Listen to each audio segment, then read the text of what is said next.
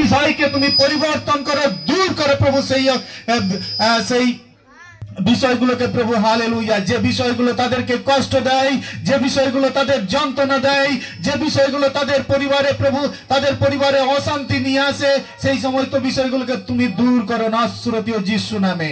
ঈশ্বর আবার আসছে বছর যেন প্রভু এইভাবে সমবেত হয়ে প্রভু তোমার এই ক্রিসমাসকে সেলিব্রেশন করতে পারি। ও ঈশ্বর তুমি আশীর্বাদ করো প্রভু। হালেলুয়া।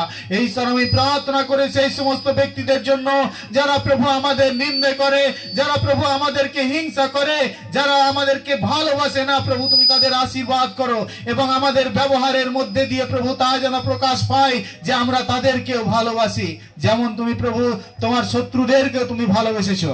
Hallelujah, hallelujah. ঈশ্বর এই প্রার্থনা শুনেছো, তাই তোমায় ধন্যবাদ দিই।